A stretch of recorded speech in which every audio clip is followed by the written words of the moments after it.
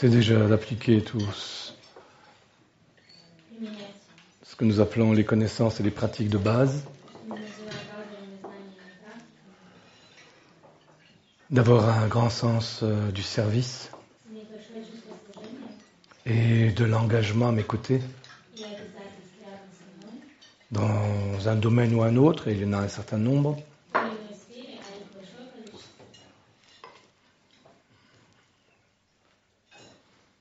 Oui, ça commence là.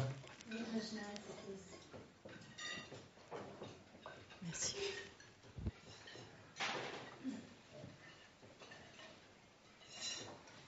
Mais sans la prise de responsabilité, sans développer le sens du service réel, sans un engagement fort, sans mettre en œuvre tout pour être dans l'amour ou l'amitié, donc dans l'accueil, donc dans la conciliation ou la compassion avec les autres, sans devenir quelqu'un qui est plutôt dans la sérénité, le calme,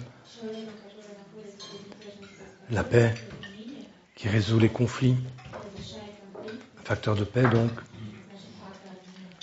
Si on n'est pas quelqu'un d'entreprenant et de joyeux dans son entreprise, il ne faut pas rêver. Aussi, on peut rêver de la réalisation et de l'éveil spirituel. Mais ça, ce sont les bases. Et l'étude, on participe. Beaucoup d'entre vous ont compris ça maintenant. Qu'il est d'une part nécessaire d'adopter les attitudes que nous appelons les attitudes des bodhisattvas. La bienveillance, la courtoisie ou la politesse, ou la douceur dans les attitudes et les paroles. Partager le plus possible et ne pas rejeter l'un ou l'autre, mais accueillir chacun au niveau où on peut l'accueillir, où il a envie d'être accueilli. Et puis la clarté de l'esprit, c'est ça que beaucoup d'entre vous ont commencé à comprendre, naît de l'étude sérieuse de l'enseignement. Et ça passe, pour la majorité d'entre vous, par l'approfondissement de certains entretiens, par le fait d'accepter ce challenge de répondre à des questions sur ces entretiens. Et pas dans un groupe, de répondre par soi-même, de façon à ce que tout devienne clair. Et toutes les notions de base doivent être étudiées de cette façon. C'est ce que j'ai proposé, que je propose de faire à tous ceux qui suivent les différentes formations élites, qui font les remises à niveau. Tout cela peut faire de façon certaine ce travail. Les autres, je ne sais pas s'ils font ce travail. Donc, il va leur manquer une certaine clarté quant aux notions de base. Et il y a un facteur qui est extrêmement important. Et tous les jours, je m'en rends compte davantage. Quand je regarde les uns les autres ou quand je reçois des courriers, c'est arriver à la paix en soi. Et la paix en soi, c'est la paix en soi avec l'autre ou les autres. Et ça passe obligatoirement par l'expression de ce qu'on pense, de ce qu'on ressent, au moment adéquat. Vous voyez, est-ce que hier, je regardais 2 personnes et je me suis dit, et ceci peut être généralisé, l'une de ces personnes n'exprime jamais ce qu'elle ressent ou ce qu'elle pense quand il y a une opposition.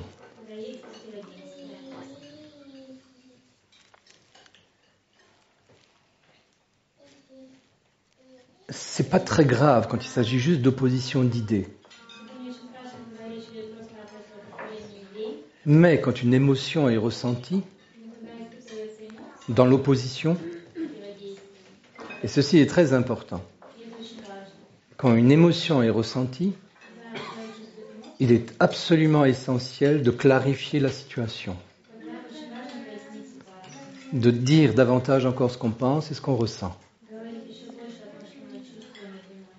Sinon, ce qui n'est pas dit, et donc partagé, au moment où c'est possible, devient une nourriture pour la haine intérieure. La colère aussi, et beaucoup d'autres émotions négatives. Donc le fait d'imaginer qu'on fait son affaire d'une situation négative est faux.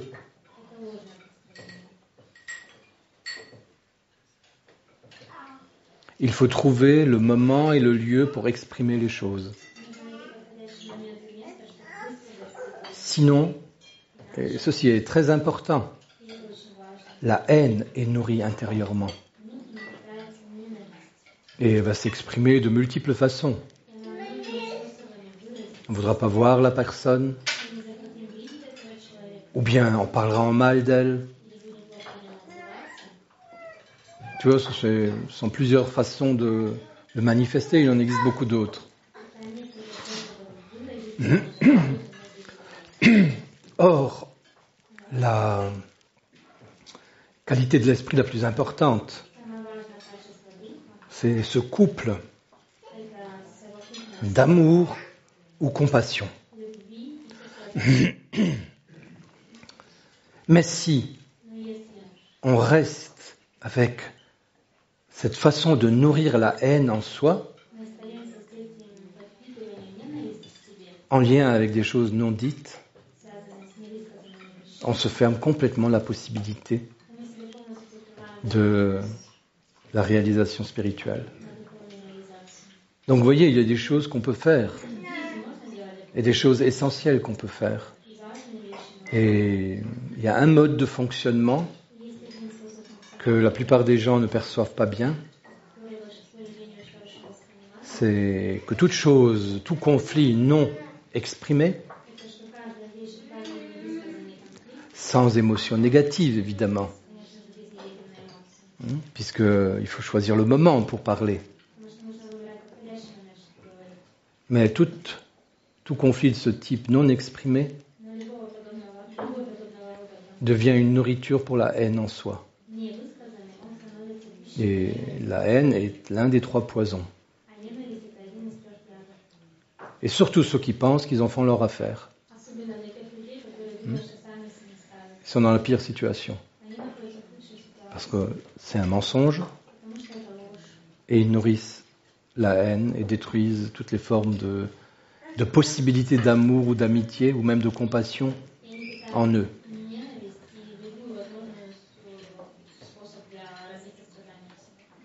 Mais ceci ne doit pas être la porte ouverte à l'expression de ces émotions négatives. C'est-à-dire qu'on ne peut faire ça qu'avec intelligence. Dire ce qu'on ressent ou ce qu'on pense, soit c'est fait à partir d'une forme de sérénité, soit on attend d'être retourné à la sérénité pour le faire.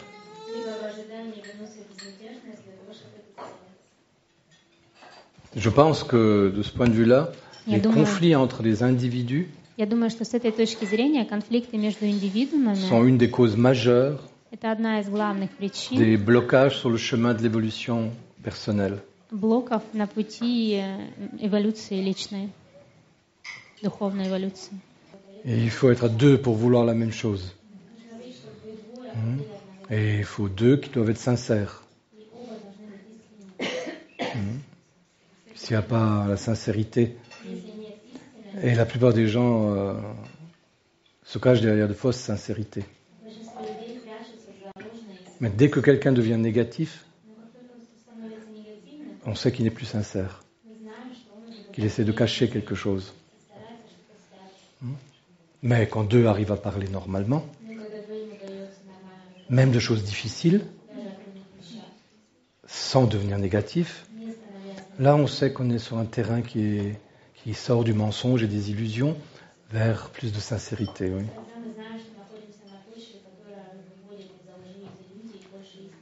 Et parfois au départ, il faut au moins un des deux persévérant. C'est ça. Mais souvent ça ne suffit pas. Mais en tout cas, vous savez comment ça fonctionne. Ce qui me semble beaucoup plus important à comprendre aujourd'hui,